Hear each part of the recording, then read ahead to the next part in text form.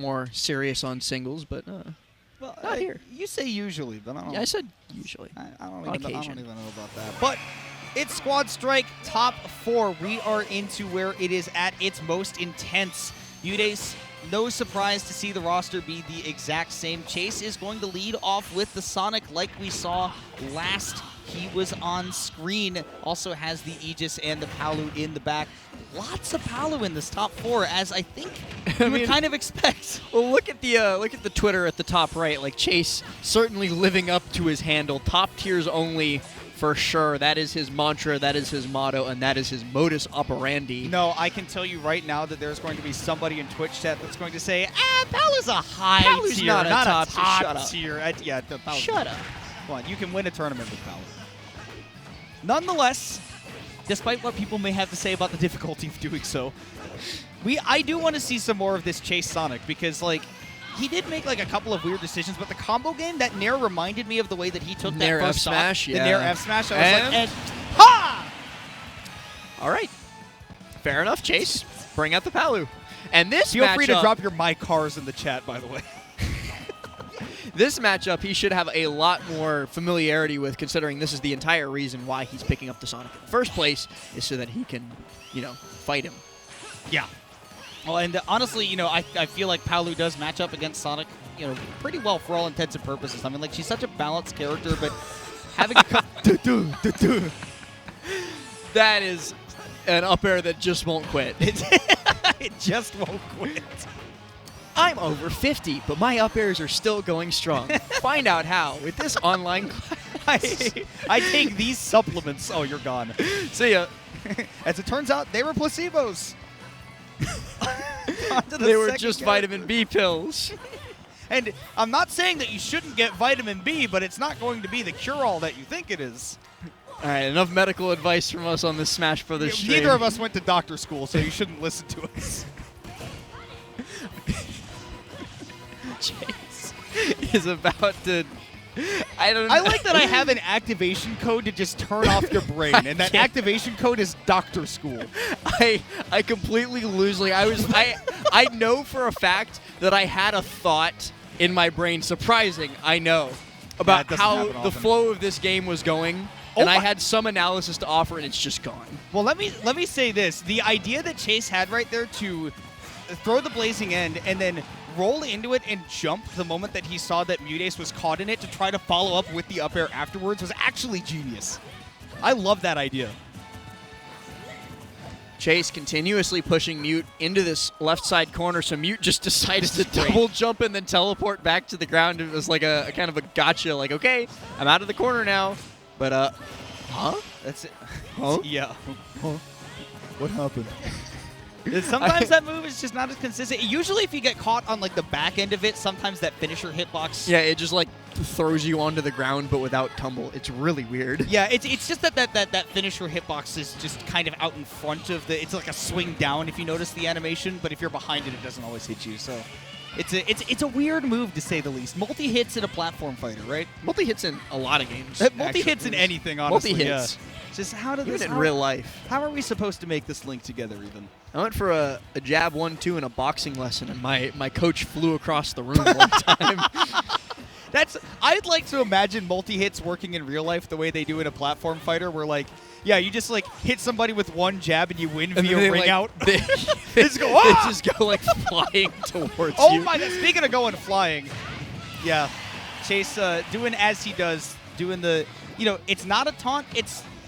That's what people do when they like. He's when people teabag, they're like, I'm not taunting though. Like, come on, what do you get it? So like, that's the same thing, I have to do that because I don't have taunt bound on my controls. Yeah, you're weird.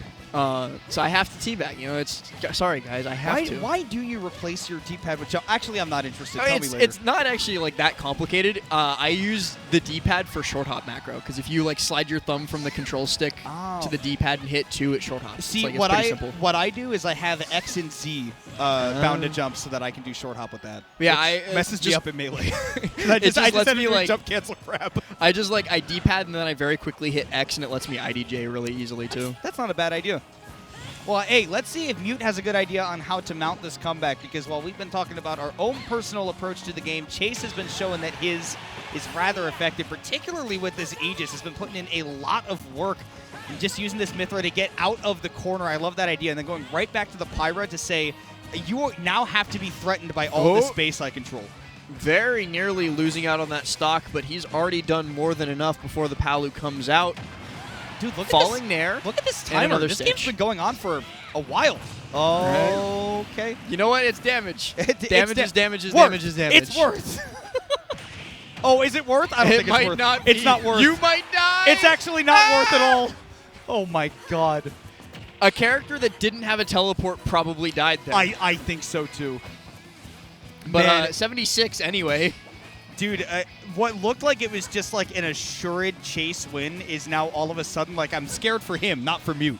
No, I'm never scared for Mute in last hit situations. I'm scared for his opponent at all times.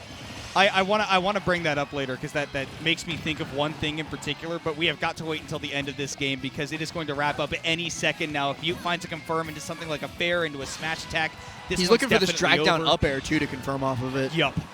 Something that, I mean, not a lot of people can do, but Mute's one of them. But Chase, shield poke. Amazing spacing. Might have been a shield poke, maybe a Mute fishing for a parry and mistiming it a little bit because Chase did kind of mix up that, where he was landing with that back air exactly. Nonetheless, he was able to find it. He is able to eke out that game one, but eke is the word that I think is relevant because that got scary there at the end.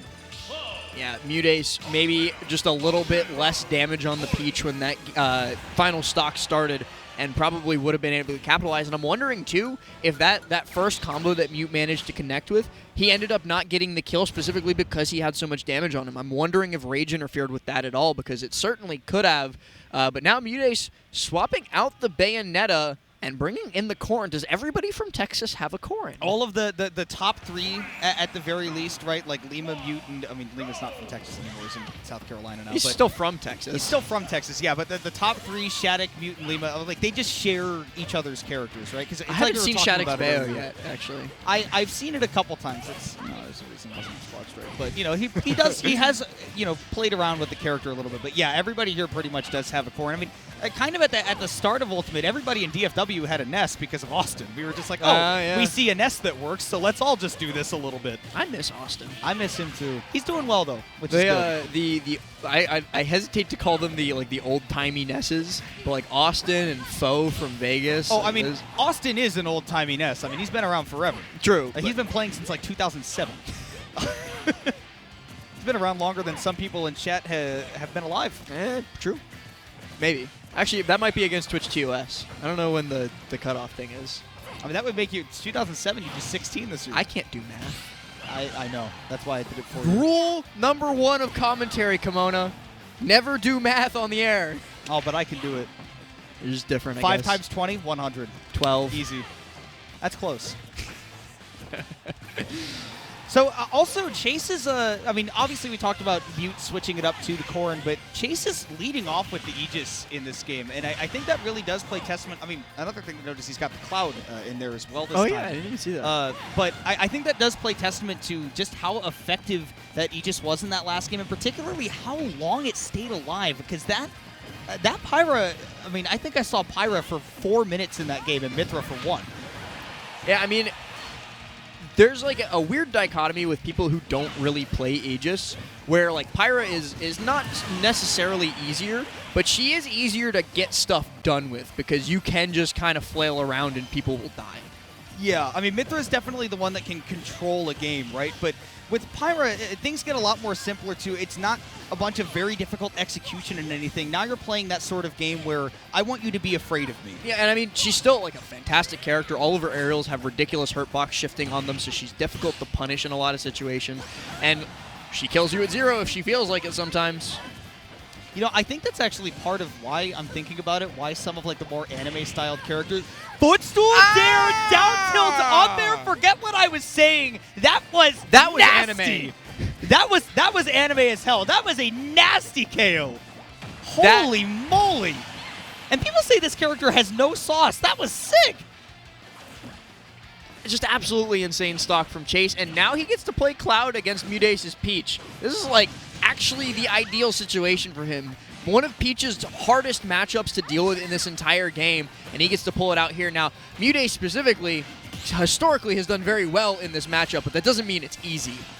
I mean, Cloud, any big sword against Peach is going to give her problems, and particularly when you can do what Cloud does, right? With that auto-cancel bear, it's not even like she gets a brief window of opportunity to make up that space. If she does get in and she does get you off stage, it can be very hard for Cloud to deal with the fact that he is quite the edge-guardable character. And one of the reasons why you usually see a lot of Cloud players hold on to that limit, especially if there is an inkling that they might go off stage pretty soon. But that is not the issue for Mute right now. You got to take out that Cloud immediately before Chase tries to take that out. Oh my goodness, it's sloppy.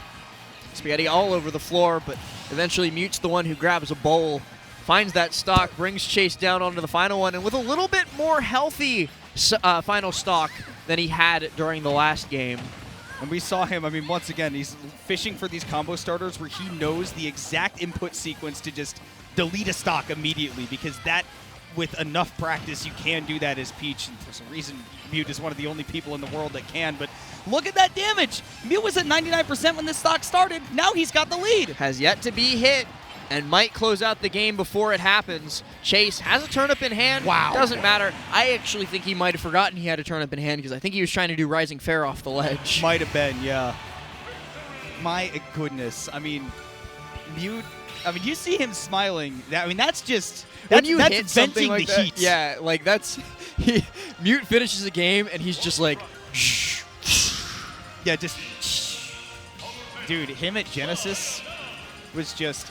I had to bring Mute at Genesis. I brought him a cup full of ice for him to stick his hands in.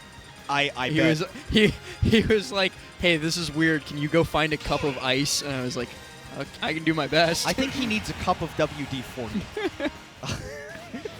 Actual Terminator MuteAce. I mean, sometimes he is. Did you see the way that game ended? Yeah, true. Dude, I was gonna bring this up earlier when I was thinking about like Mute and last hit situations. That Genesis set against Light always sticks in my head because there was about like a 15-second sequence where neither of them hit each other, but they were still approaching each other.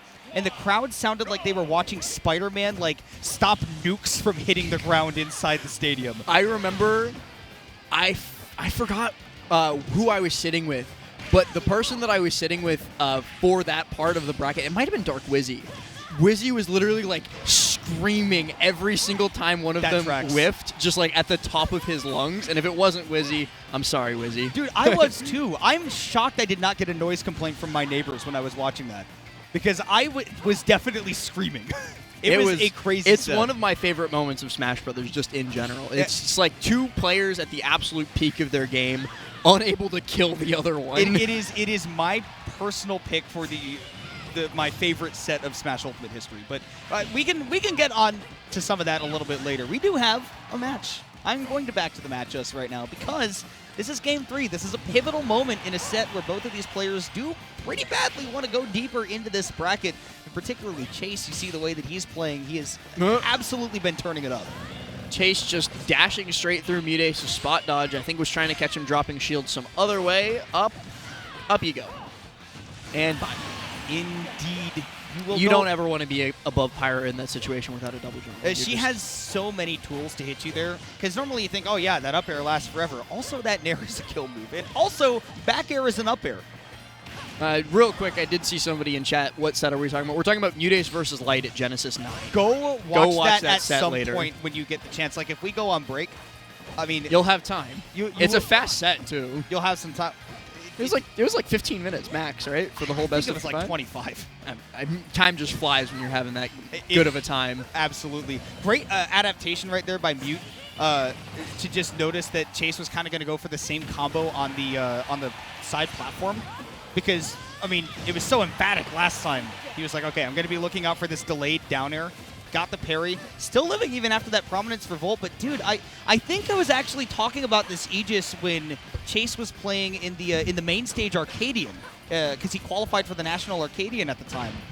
I think he played Aegis in that tournament, which he won. And I think I remember him playing that character and being really impressed by it and saying, like, this might low-key be better than his Palutena. I would hesitate at the moment to say that it's better than his Palutena, but it is certainly, like, Chase is a very fundamentally strong player, and Aegis is a character that, like, if you learn one or two things with, you can make some stuff happen, but Chase is going to have to make some stuff happen with the Palu, not the Cloud, because the Cloud just got taken care of, and okay, he knows how to deal with teleports. That's the Chase. That's the Chase right there. If there is anybody who hits that downer at ledge that consistently, it is him. He is him. Especially when it comes to that down air, and now comboing MuteAce all the way off to the ledge. He gets the 2-frame with the down tilt and continues to push him out. He might be able to close it here. He's had such a hard time dealing with MuteAce's advantage state, but that simply will not be a problem if he never leaves advantage himself. But uh-oh, Kimona, as I speak it into existence, oh my God! God! No way! Mute didn't want it to end that way, but it did anyways. You didn't expect the RNG to come through, but we are here at RNG, and Mute has it at his back. I cannot believe that after all that work Chase did, he made one mistake, got off stage one time, and Mute pulled a goddamn bomb. I'm kind of like peeking past the monitors to make sure security's not walking over here after you just went, that's a bomb! I didn't even think of that. It came so suddenly. Chase is going game and watch after the bomb incident. He's like, if that happens again, I want to bucket it. Anybody who's ever spoken to Chase for a period longer than a single sentence can imagine exactly what he said to MuteAce after that happened. I will not be sharing it on broadcast for the rest of you. This used to be a family show. It's BTS Smash. We can say fuck here. That's true. I'm just saying it used to be a family show. Oh, man. Game 4, MuteAce ending it so suddenly. And he has also put the Bayonetta back into the rotation. And I'm surprised that, like, the combos have been so clean that Chase hasn't even had a chance to break out with the Game & Watch. Usually a pretty difficult matchup to deal with against the most experienced Game & Watches. Like, you usually don't see them struggle too badly with Bayonetta, and we won't see Chase struggling with Bayonetta any longer after that because the Game & Watch is gone and the Pyramithra has to load. Ooh, great witch time right there, though, giving Mute an opportunity to get right back into this one. Didn't get a big combo off of it because, again, it's not quite what it used to be, but it's still very powerful, and look at this. I mean, Mute saying 67% like it's no big deal. Mute knows the routes. He just kind of struggles to hit them sometimes. Yeah. And I mean, and I think the big thing is, again, like, he has the damage combos. We talked about this earlier. He just doesn't have the kill combos. Doesn't have a lot of the confirms. And it gets so deep. I was talking to Lima at DreamHack this year, and he was talking about how, so you know how Bayonetta has like 3 different angles that she can send you at with the ABK in the air? And I was like, I did not know that. And he was like, well, there's actually a 4th one that I was watching Bloom use, and you can actually confirm that into a back air if you land it on the platform. And I was like, that's how deep it goes to try and get a kill confirm with Bayonetta because it gets so precise. Lima could do like a 5-hour podcast on how to kill off of the first ABK angle. And then he could do... insane. Yeah. I've listened to him go on some insane rants about it. And it's very enlightening because Bayonetta, like, she truly does play a different game to most characters in Smash just because her kit is so unique in that way. It is a completely different game, yeah. But she's not playing this one anymore. She's gone. She gone. Back to the MuteAce Palu, which, I mean, had a crazy fast stock against the Cloud. Knocked the Cloud out of the game entirely, you know, in favor of the Game & Watch for Chase because of just how thoroughly it got decimated. MuteAce right now going to try to put it to work again, but against the Aegis, which again has been so solid for Chase all day in Squad Strike. You can see it once again continuing to rack up a ton of damage. And I think Chase needs to get a little bit of quality time against MuteAce's Peach with the Aegis if he wants a decent shot at bringing us to a game number 5, because otherwise, if Mute gets any extra credit on that Palu and then gets to play Peach again, even without the RNG stuff happening, I still think it's certainly going to end up going the way of Mute. That kind of looked like the way that it was going in that last game anyways. That was so intelligent. Chase maybe doesn't think so, but it did work for MuteAce. Now Palu versus Palu. Mute wanted to do it back to him. Chase wanted to do it back to him. He's reclaiming it. Yeah. No, but it is MuteAce's turn currently. He's going to get the double nair up air for that 32% for free. Chase sends him off stage and then tries to cover low. He was expecting a fast fall up B from down below instead of just a straight one from the side. Yeah, no, I love the idea by Mute to go to the ledge instead of going high like most people would in that situation, because he realized if I get my timing right, if Chase goes there first, I can get a ledge trump bear before he's expecting it, or even a ledge trump dare if his DI off of the ledge is bad. But explosive flame from Chase comes out. But like you said, this is the MuteAce Peach in the back, and with even just a little bit of extra credit on this Palu, things can flip turnways. Looking for that drag down up air off rip immediately, but not able to get it as Chase is a little bit too wise for that, is able to punish it out of shield with just a quick short hop nair. Chase has gotten very, very good at recognizing the timing on when Mute is vulnerable, and that is something that's very difficult to do. Mute's kind of like a late game Dark Souls boss, where his iframes are like really weird and his vulnerability state is like kind of like designed to trick you. Like it looks like you might be able to get a hit and then they just smack you. And what's crazy is that Mute has the concentration to do that continually over the course of a set, but this set will go on yet a little bit longer. Chase taking this to a game number 5.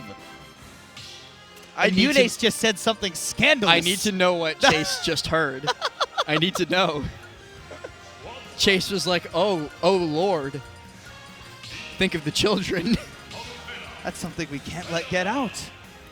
If this gets out, I'm ruined. By the way, my empire. This squad strike is continuing, and we do want to see how these the whole bracket finishes up, and it will be on stream. I do want to let you all know that on the Collision Twitch channel, you can go check that out. They've got singles pools running over there if you do want to see maybe some of the upsets, some of your homies rolling in.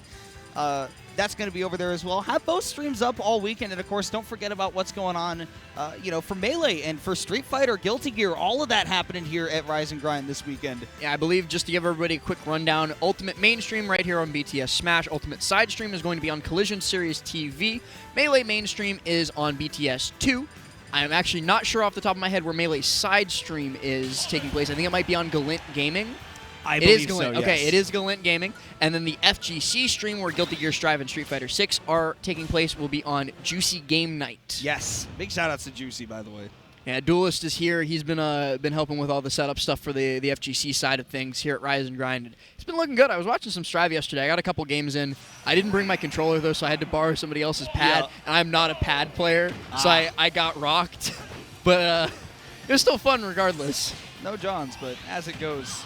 We will get into Game 5, and Chase has said, all right, the Cloud's not working, the Game & Watch is not working. We're going back to the Sonic to see what kind of work it can put in, see if it can let him move on a little bit deeper in the bracket.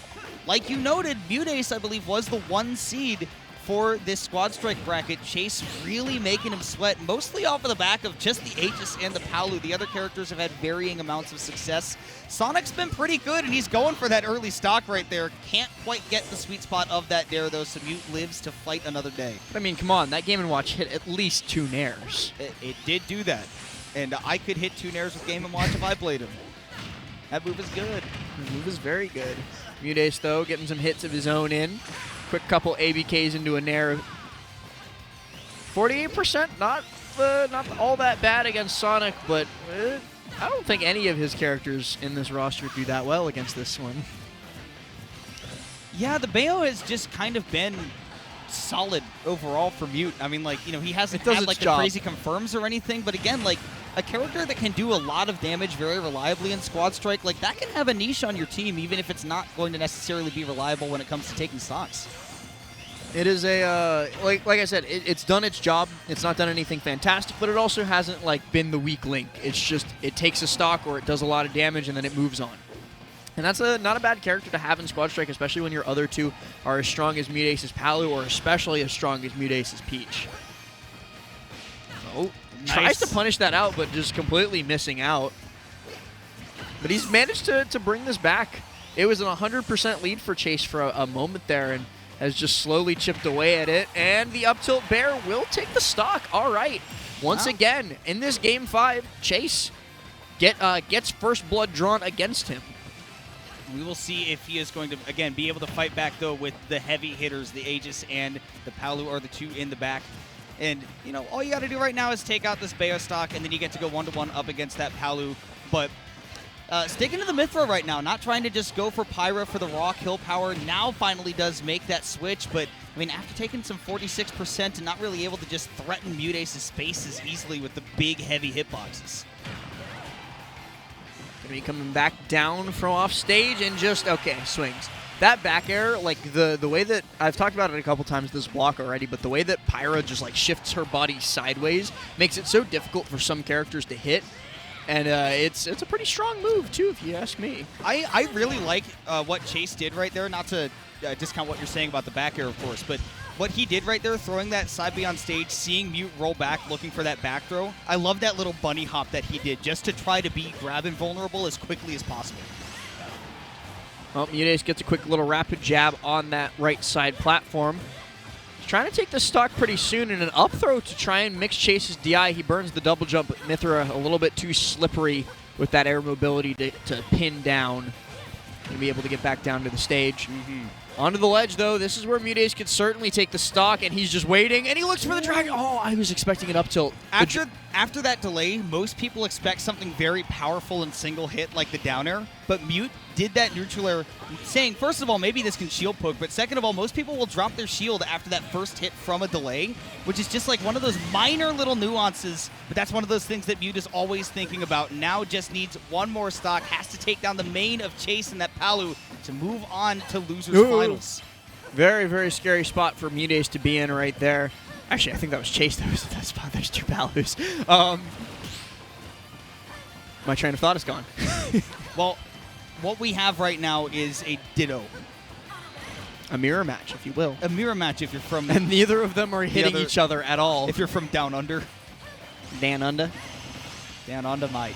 But right now, Mute putting on some damage, and all he needs, again, we talked about this the last time that this exact situation came up, all he needs is a little bit of chip on this Palu, and then when that Peach comes in, it should just be the one that cleans up shop. But again, that's no guarantee because Chase is very, very good, and that's not exactly a terrible matchup for Palu either. But again, the more that these numbers climb up, the more and more likely it is that Mute's just going to be able to find a quick confirm and send Chase home. Yeah, I mean, we watched two Palutenas nair back and forth without either one of them hitting, and my brain kind of fried, but Chase is still on point as ever, and he's going to be able to connect with the dare up air. Brings MuteAce to the Peach. How privileged are we that we have seen so many times two incredibly talented players get to go last stock Game 5 against each other in the Squad Strike bracket with their mains, and we get to see them leave it all on the line. I am absolutely so excited to see how this one finishes. Well, while I'm sure that Cyrus is none too happy that Squad Strike has gone over schedule, I think the rest of us can be in good spirits because we are getting to see this Game 5 situation. MuteAce, 41%, trying to find that drag down up air again on Chase, but he is yet to be successful, and Chase has gotten so much out of these ledge reversal situations. Uh-oh. Ooh, there it is! That drag down up air into the grab, so tight, so technical. Mute able to find it nonetheless. Perfectly timed jump from the ledge with that nair, but it's the up air from Peach, not Palutena, that's going to end the game right there. Mute spacing it perfectly and is able to seal out the 3-2 win in a very back and forth set between these two. And I think